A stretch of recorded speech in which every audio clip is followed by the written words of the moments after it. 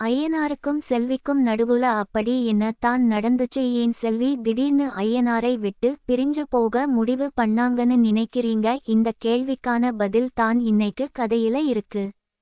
நம்ம ஐயனார் துணை சீரியல்ல இன்னைக்கு ரொம்பவே விறுவிறுப்பான பல விஷயங்கள் நடந்துருக்கு.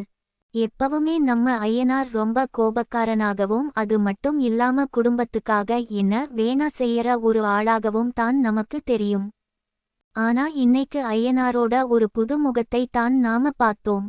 செல்வி கோபமா வீட்டை விட்டு போயிருந்தாலும் ஐயனார் மேல உள்ள பாசத்துல அவருக்கு பிடிச்ச பரோட்டாவை வாங்கி வச்சுட்டு தான் போயிருக்காங்க. ஐயனார் அந்த பரோட்டாவை உட்கார்ந்து ரொம்ப ரசிச்சு சாப்பிட்டுட்டு இருக்காரு. இதை பார்த்த நம்ம முத்தரசி சும்மாவா இருப்பாங்க? உடனே ஐயனார் கிட்ட வந்து, என்ன ஐயனார் பொண்டாட்டி உன்னை விட்டு போயிட்டா, ஆனா அவ வாங்கி கொடுத்த பரோட்டாவை மட்டும் நல்லா ருசியா சாப்பிடுறியேன்னு கேக்குறாங்க. அதுக்கு நம்ம ஐயனார் ரொம்ப கெத்தா, நான் நல்லா சோப்பு போட்டு கைய கழுவிட்டு தான் சாப்பிடுறேன், எனக்கு அந்த பரோட்டா ருசி முக்கியம் இல்ல, என் பாசம் தான் முக்கியம்னு சொல்லி சமாளிக்கிறாரு. உடனே முத்தரசி, ஏன் ஐயனார் செல்வி உன்னை டைவர்ஸ் பண்ண போறான்னு சொல்றா, அப்படி என்ன தான் உங்களுக்குள்ள பிரச்சனைன்னு கேக்குறாங்க. ஐயனார் அத பத்தி பெருசா எதுவும் பேசாம அமைதியா இருக்காரு. இன்னொரு பக்கம் நம்ம சண்முகம் குடும்பத்தோட மானம் மரியாதை தான் முக்கியம்னு ரொம்ப கோபப்பட்டு சத்தம் போட்டுட்டு இருக்காரு. ஐயனார் செல்வியை தேடி போக கூடாதுன்னு சண்முகம் ரொம்ப கண்டிப்பா இருக்காரு. ஆனா ஐயனார் மனசுக்குள்ள செல்வியை ரொம்ப மிஸ் பண்றாரு. செல்வியை பார்க்க போயிடணும்னு ஆசைப்பட்டு ஒரு புது சட்டை எல்லாம் போட்டு கிளம்புறாரு. அப்போ ஐயனாரோட நண்பர்கள் வந்து, ஐயனார் கிட்ட இப்போவே போயிடாத, கொஞ்சம் வெயிட் பண்ணு, அப்போ தான் செல்விக்கு உன்னுடைய அருமை புரியும்னு சொல்லி அவரை தடுத்து நிறுத்துறாங்க.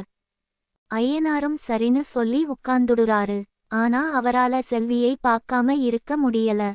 தன்னோட துணிகளை எல்லாம் தனியே துவைச்சு காய போடுறாரு. அப்போ தான் நம்ம சித்ரா கிட்ட இருந்து ஒரு வீடியோ கால் வருது. சித்ரா ரொம்ப இமோஷனலா ஐயனார் கிட்ட பேசுறாங்க.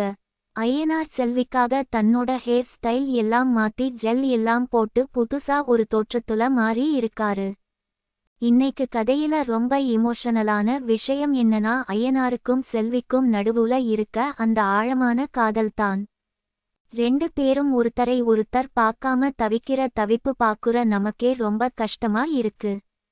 செல்வி தன்னோட குடும்பத்துக்காக எவ்வளவோ தியாகம் பண்ணிருக்காங்க, ஆனா இப்போ அந்த குடும்பமே அவளை புரிஞ்சுக்காம இருக்காங்களேன்னு நினைக்கும் போது ரொம்ப வலிக்குது.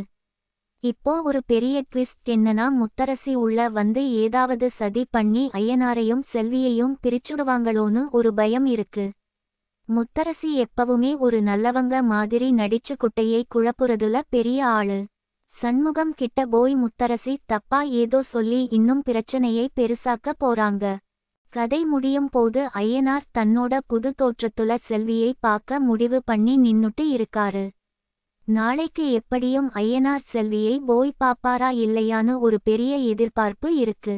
ஐயனார் செல்வியை பார்த்து மனம் விட்டு பேசுவாரா சண்முகம்? இந்த விஷயத்துல என்ன முடிவு எடுக்க போறாரு? முத்தரசியோட கேடி வேலை எல்லாம் எப்போ தான் வெளிய வரும்? சித்ரா இந்த பிரச்சனையை தீர்க்க எப்படி உதவுவாங்க? இந்த கேள்விகளுக்கு எல்லாம் விடை நாளைக்கு வரப்போற கதையில தான் நமக்கு தெரியும்.